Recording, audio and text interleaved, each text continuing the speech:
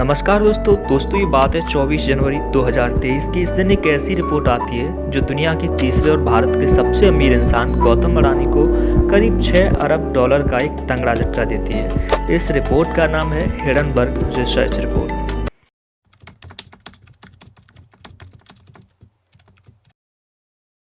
Hindenburg research के founder Nathan Anderson हैं, जिन्होंने इसकी स्थापना साल 2017 में की थी।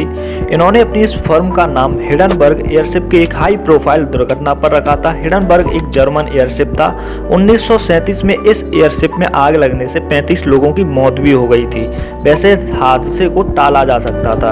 आपको बता दें कि नाथन एंडरसन की ये फर्म हिडनबर्ग रिसर्च एक फॉरेंसिक फाइनेंशियल रिसर्च फर्म है जो इक्विटी, क्रेडिट और डेरिवेटिव का विश्लेषण करती है और किसी भी कंपनी में हो रही धांधली गड़बड़ी का पता लगाकर उस पर अपनी रिपोर्ट तैयार करती है।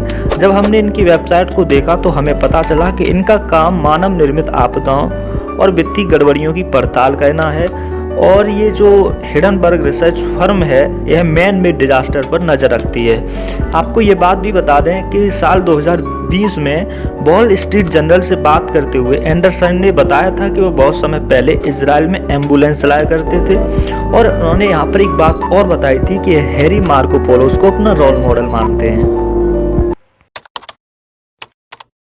अडानी ग्रुप को लेकर ये जो एंडरसन की रिसर्च रिपोर्ट आई है, इसमें अडानी ग्रुप की सभी कंपनियों पर लोन को लेकर सवाल खड़े किए गए हैं और इस रिसर्च रिपोर्ट में अडानी ग्रुप से कुल 88 सवाल किए गए हैं। इस रिपोर्ट में दावा किया जाता है कि अडानी ग्रुप की जो 7 प्रमुख कंपनियां हैं जो शेयर मार्केट में लिस्टेड हैं, उनमें से 85% से अधिक कंपनियां ओवर वैल्यूज हैं। यानी कि हिडनबर्ग भैया का कहना है कि 85% से अधिक कंपनियां उनकी ओवर वैल्यूड हैं।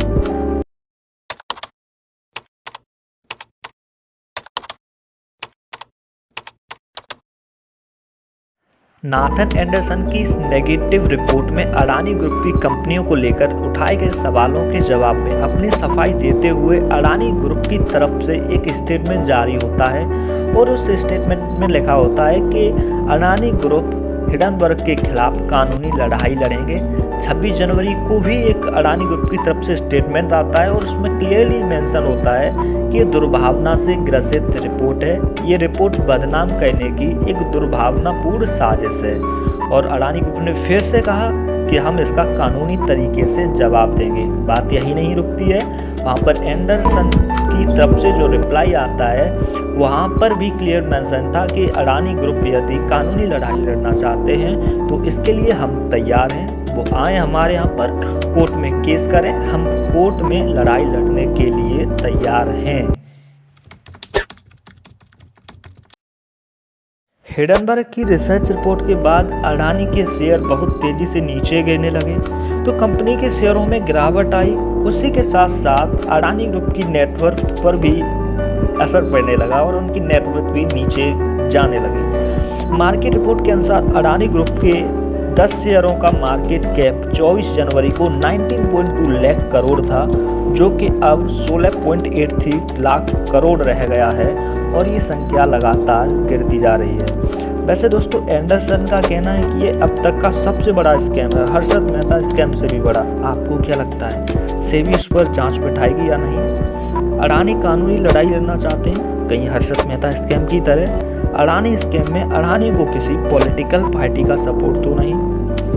वैसे आपको क्या लगता है, कमेंट में ज़रूर बताइए। और हाँ दोस्तों, चैनल सब्सक्राइब कर लेना।